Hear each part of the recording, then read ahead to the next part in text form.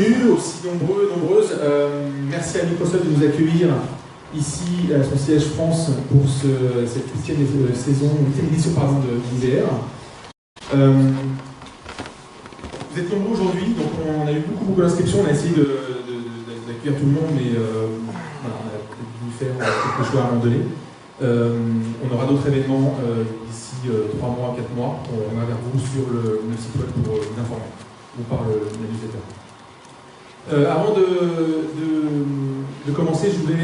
Frédéric Josué ne sera pas là aujourd'hui, il a un petit problème personnel, donc il ne sera pas avec nous ce matin. Il s'excuse. Voilà, donc veuillez m'excuser.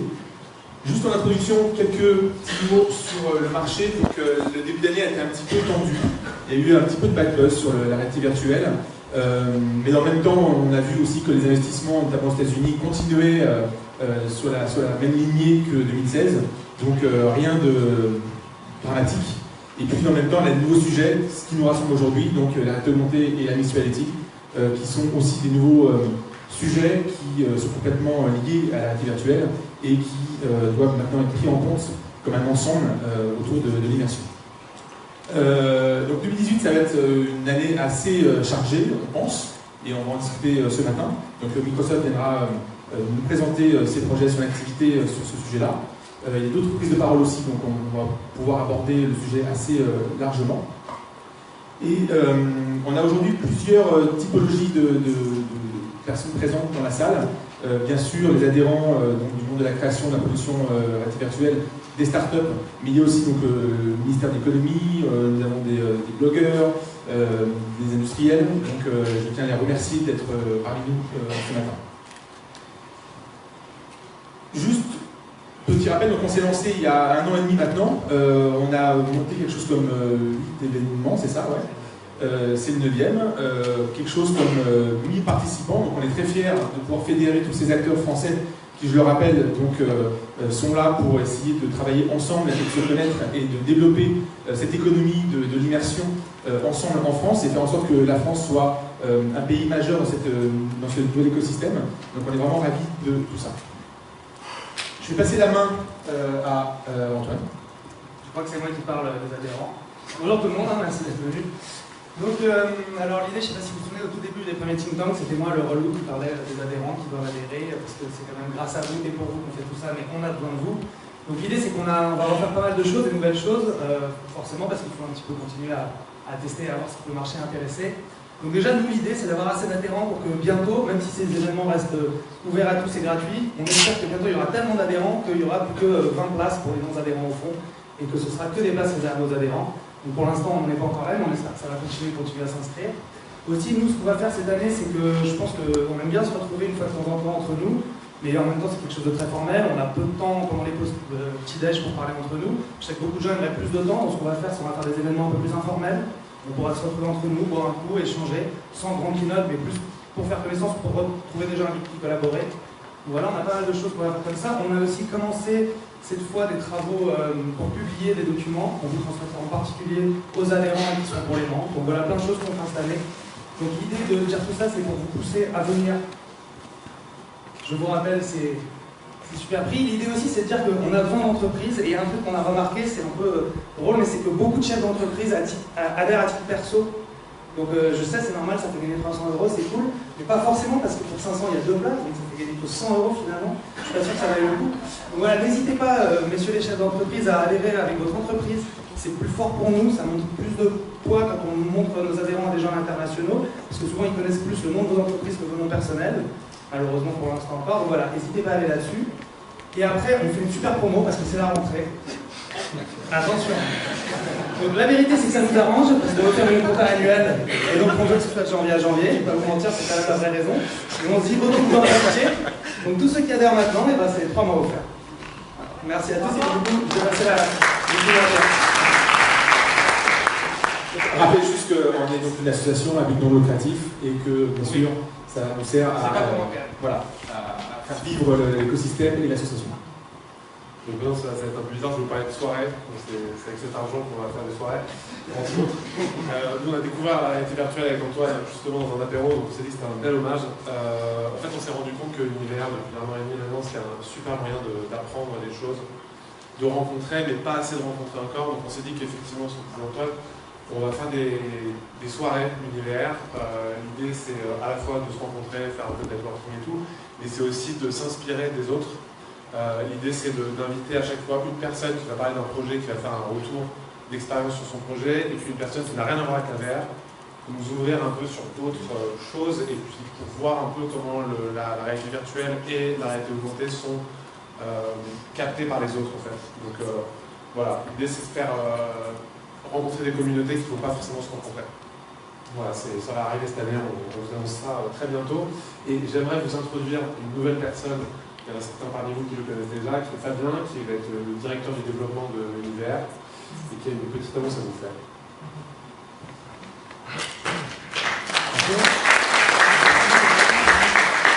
Bon, je suis ravi de rejoindre l'univers à ce moment excitant de rentrer, aussi de bilan sur 1 mois et demi. Moi, j'ai suivi le think tank depuis ses débuts avec intérêt et puis tellement qu'aujourd'hui j'ai souhaité rejoindre.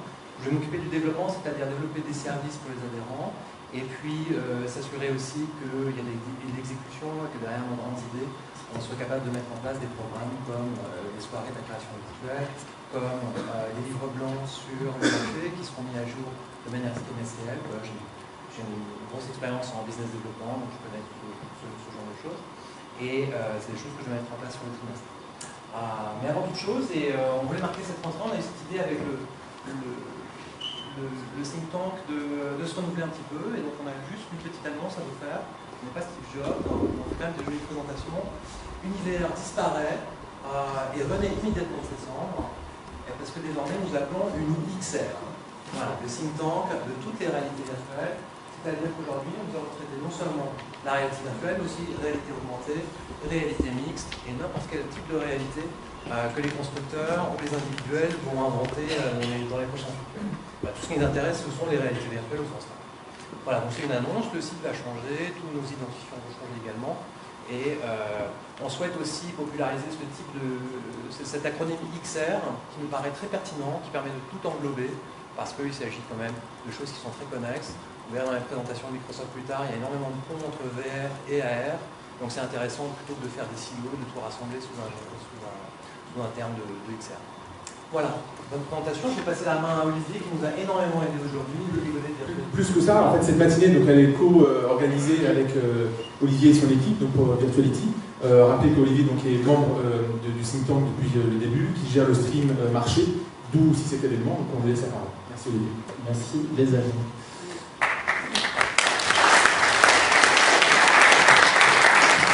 Voilà, nickel. On va pouvoir passer sur l'autre ordi. Moi, je voulais d'abord remercier chaleureusement mon équipe aussi qui avait effectivement donné un gros coup de main pour l'organisation de cette matinée. Et surtout, je voulais remercier Microsoft, parce que c'est un partenaire pour nous depuis déjà 1 an. Ils étaient depuis le début à nous accompagner dans l'aventure Virtuality et nos relations se développent. Et on est vraiment particulièrement heureux d'être là ce matin parce que pour nous, en fait, c'est pas un hasard si on a choisi d'organiser la session de rentrée ici. On aurait pu imaginer d'autres choses, mais on a tout de suite pensé à Microsoft. On souhaitait faire un petit peu un teaser de ce qui va se passer sur la prochaine édition de Virtuality. Et en fait, pour nous, Microsoft, ça nous rappelait tout de suite les débuts de l'informatique. En fait, les débuts de l'informatique nous font penser aux technologies dont on est en train de parler aujourd'hui, c'est-à-dire qu'on était sur quelque chose qui était lourd, cher, qu'on retrouvait uniquement dans des entreprises hyper spécialisées. Et puis, il y a des acteurs importants de cette technologie-là qui l'ont aidé à se développer. Alors, je sais qu'il y en a un que vous allez préférer sur cette photo-là. Pour moi, ça va être difficile parce que c'est papa et maman, mais voilà, ces personnes-là ont aidé vraiment au développement de l'informatique tel qu'on le connaît aujourd'hui, à avoir du matériel comme des smartphones. Et ça me faisait penser tout simplement à la réalité virtuelle. Alors ouais, je vous sors des images que vous connaissez peut-être et que vous avez vues déjà depuis longtemps, mais voilà, cette image par exemple, elle date de 1962. J'étais même pas né. C'était quelque chose d'assez éloigné de ce qu'on peut retrouver aujourd'hui, mais finalement qui n'était pas si loin que ça encore. Et puis un développement qui a commencé à se faire progressivement, mais au sein uniquement d'entreprises hyper spécialisées, parce qu'elles avaient des besoins bien précis, qu'on était capable d'installer des systèmes de key, notamment chez eux, mais à des coûts assez exorbitants. Et puis pareil, on a eu, alors c'en est deux parmi tant d'autres, mais en tout cas ces deux-là ont compté dans le game, on va dire, Palmer et Marc, qui ont aidé justement au développement de ces technologies-là pour arriver finalement à du matériel qui peut toucher le grand public. Voilà, dans l'informatique, il y a eu une révolution qui a été assez importante justement pour arriver à un moment donné à étendre le marché jusqu'au grand public, parce que finalement c'est le marché le plus dur à atteindre, il est hyper hétérogène, les usages sont extrêmement différents. Puis un jour à Microsoft ils se sont dit allez les gars, on lance, et là, image, voilà, merci, Windows 95. Alors, moi j'avais 10 ans, j'avais un ordinateur qui ressemblait un peu à ça, et c'était mes tout débuts de l'informatique. Je jouais à des petits jeux avec 15 pixels dessus, j'étais super content. Mais finalement, ce Windows 95, il a révolutionné l'informatique. Et je ne veux pas vous mettre la pression, mais finalement, on attend peut-être un petit peu de vous aussi que vous nous aidiez à lancer le Windows 95 sur toutes ces technologies immersives. Voilà, la techno avance. En 95, on avait aussi ces casques-là. Mine de rien, c'était il y a 20 ans. Et je pense que les ingénieurs qui développaient ce genre de matériel, finalement, ils auraient été super contents d'avoir ce qu'on a aujourd'hui. Des casques de la qualité d'Oculus, du Vive, de tout ce qu'on peut faire avec HoloLens. Je dis ça parce que c'est vrai qu'on est un secteur qui est parfois un petit peu attaqué. On voit notamment la presse qui parfois est assez, on va dire, dubitative, voilà, sur ce que ça va donner, ces technos-là. Mais finalement, en 20 ans, on a quand même réussi à avoir des progrès assez incroyables. Du coup, on pense que vraiment, Microsoft peut être aussi un accélérateur, et c'est quelque chose d'hyper important pour l'ensemble du marché. C'est pour ça aussi qu'on est là aujourd'hui ce matin. L'autre point, c'est comme l'a dit Morgane en introduction, la partie réalité augmentée, la partie réalité mixte, la partie holographique, c'est quelque chose qui vraiment est en train de se développer très fortement, que nous on va mettre énormément en avant pendant Virtuality 2018. Vous avez peut-être été un peu déçus ou satisfaits, je ne sais pas, de la conférence d'Apple voilà, sur les sujets réalité augmentée. On sait que Google aussi se positionne sur ces sujets-là. HoloLens le fait déjà depuis un bon petit moment sur la partie B2B, et je suis à peu près sûr que ça a été une opportunité hyper intéressante pour Microsoft, sinon vous auriez sûrement arrêté. Il se trouve que vous avez plutôt l'air d'accélérer, et ça c'est un bon signe pour l'ensemble du marché. Donc on est ravis pour l'ensemble de l'industrie, et on espère pouvoir vous aider à appuyer voilà, sur l'accélérateur pour aller encore un petit peu plus vite. Donc là, on est face à deux technologies qui se complètent, puisqu'elles ne se séparent, parce que c'est vrai qu'on a aussi souvent tendance à voir d'un côté la réalité augmentée, de l'autre côté la réalité virtuelle. Moi, je crois vraiment beaucoup à un mix de ces technologies-là. On le voit déjà notamment avec Microsoft Windows Mixed Reality, vous allez en parler, donc je ne vais pas m'étendre trop sur le sujet. Mais c'est peut-être ça, Windows 95 de la VR, je ne sais pas. On verra, je compte sur vous. Et puis il y a aussi finalement le lancement grand public. Et ça, pour moi, c'est un signe extrêmement important, parce que le fait que Microsoft se positionne justement sur le marché grand public, alors que jusque-là, il ne se positionnait que sur le marché B2B avec HoloLens, c'est aussi un indicateur fort pour notre industrie, puisque forcément il va y avoir un besoin de contenu, il va y avoir aussi une communication qui va être forte autour de ces devices, en plus en partenariat avec toutes ces grandes marques qui sont des constructeurs de casques. Ça va donc forcément aider notre industrie en donnant de la visibilité, en faisant de la communication et en développant des nouveaux contenus pour satisfaire les utilisateurs et faire en sorte qu'ils achètent ce type de matériel. Donc c'est un signe extrêmement positif, et donc je voulais remercier encore une fois les équipes de Microsoft de nous recevoir ce matin. Et je voulais aussi, pas leur mettre la pression, mais leur dire qu'on comptait vraiment sur eux, et que voilà, l'ensemble de l'industrie espère que Microsoft va être vraiment une locomotive pour développer notre industrie. Juste avant de laisser la parole à Pierre Lagarde, c'est le moment de la pause publicitaire. Je vous promets que je ne vais pas prendre longtemps. Je sais que beaucoup connaissent déjà le sujet et je ne vais pas m'éterniser là-dessus. Juste en quelques mots, Virtuality cette année, donc en février 2017, c'était une aventure assez incroyable. Vous avez été 150 exposants, partenaires, je ne parle pas non plus des speakers, c'était 70, à participer à cette première édition qui a été vraiment un beau succès. On est ravis de recommencer du coup l'année prochaine. On retourne au 104. Alors on avait déjà annoncé les dates depuis un moment, mais je les redonne parce que souvent on peut les oublier. Donc cette année on sera du jeudi 8 au samedi 10 février. Donc ça c'est un gros changement déjà, c'est-à-dire qu'on aura 2 journées qui seront dédiées aux professionnels versus une seule cette année. On sait que pour l'ensemble de l'industrie, aujourd'hui le focus il est quand même particulièrement orienté sur des une dimension business B2B. Voilà. C'est aujourd'hui ce qui fait vivre nos entreprises dans ce secteur-là. Comme je vous l'ai dit, on va vraiment faire un focus avec plus de réalité augmentée, plus de réalité mixte, tout ce qui est autour des hologrammes, voilà, c'est des sujets qui vont nous intéresser. Et donc on retourne au 104 Paris, et les principales évolutions qui sont attendues cette année, c'est notamment un service de networking qui va être optimisé par rapport à cette année, et les fameuses journées professionnelles dont je vous parlais. Vous allez avoir la billetterie qui va ouvrir la semaine prochaine. Pour information, on aura une politique tarifaire aussi qui évolue avec des tarifs super early bird qui nous permettent justement de préparer le salon dans les meilleures conditions. Donc on aura 1000 passes qui vont être vendues à 120 €, donc encore moins cher que cette année. Après le 15 novembre, on sera jusqu'à la fin de l'année à 150 €. Et après, ça sera le double, donc je vous conseille de prendre vos billets relativement tôt. Et puis on aura également un tarif pour nos chers étudiants pour qu'ils puissent venir à prix réduit et un pass pour le samedi pour l'ensemble des personnes. 2 mini-annonces pour finir. Je vous incite aussi à aller faire un petit tour sur notre blog que notre cher ami Mathieu fournit un contenu de qualité régulièrement. Si ça vous intéresse également de faire une apparition dessus, que ce soit une petite interview vidéo, qu'on fasse un article pour présenter ce sur quoi vous travaillez, on sera ravis de pouvoir faire ça pour vous. Donc n'hésitez pas à nous contacter. Et j'ai le plaisir également de vous annoncer l'affiche dans sa version horizontale de cette année. Comme vous pouvez le voir déjà sur l'affiche, l'année dernière on avait un Samsung Gear VR sur notre personnage Céline, qui cette année est passé sur HoloLens. Et vous verrez l'affiche verticale dans l'après-midi sur les réseaux sociaux, elle sera annoncée tout à l'heure. Voilà. Donc merci encore, et je laisse la parole à Pierre pour enchaîner sur la partie Microsoft.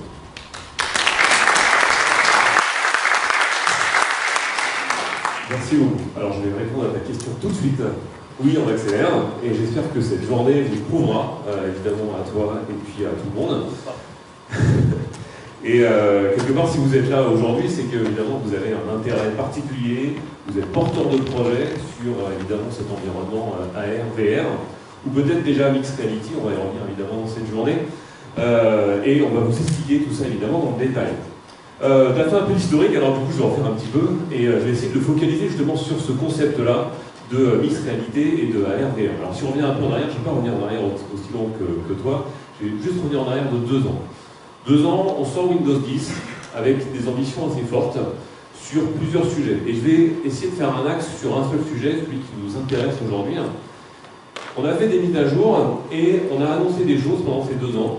On a annoncé une chose qui est très importante pour Microsoft, c'est évidemment HoloLens. Le premier ordinateur holographique autonome. Positionnement très difficile, B2B avec un pari très très fort. On y croit encore. Et d'ailleurs, on va annoncer pas mal de choses si vous venez, je suis un petit peu plus comme ça du coup au Tech Desk cette année.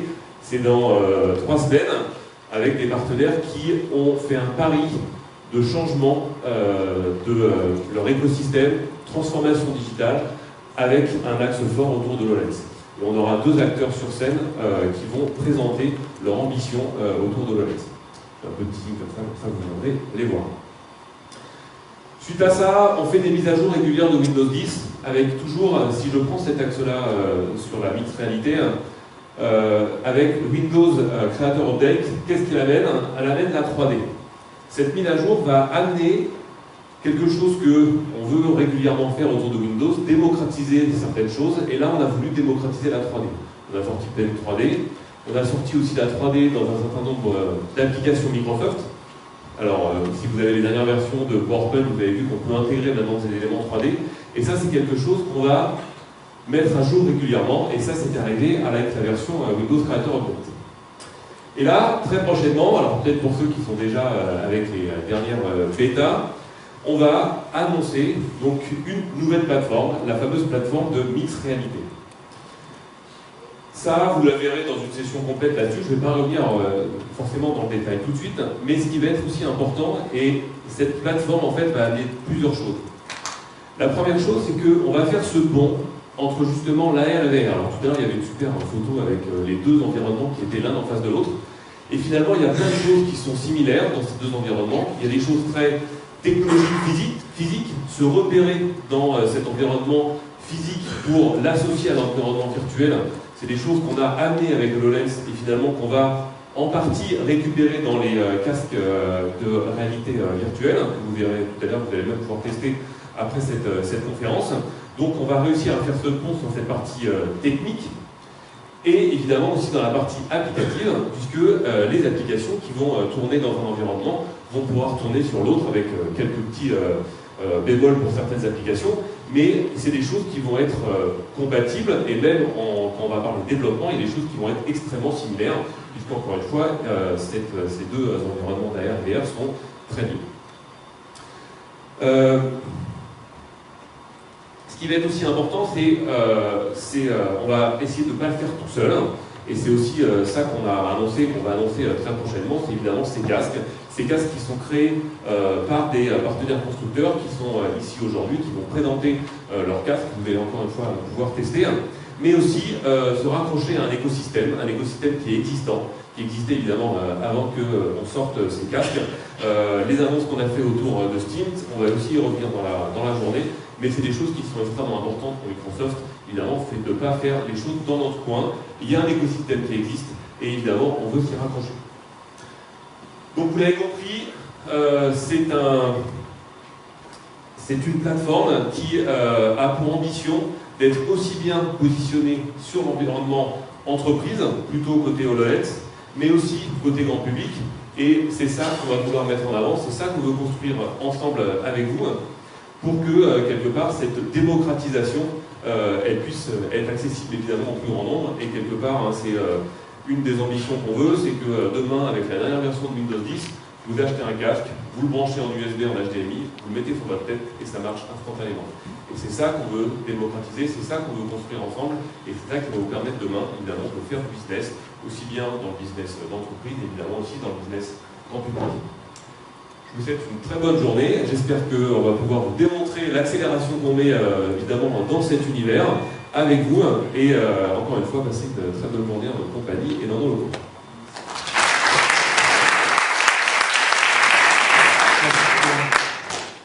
Je voudrais maintenant passer la parole à notre prochain intervenant, qui est Mylène Boisgard, de GoGlasses.fr ou GoGlass.fr. Je vous dirai comment ça se prononce bien.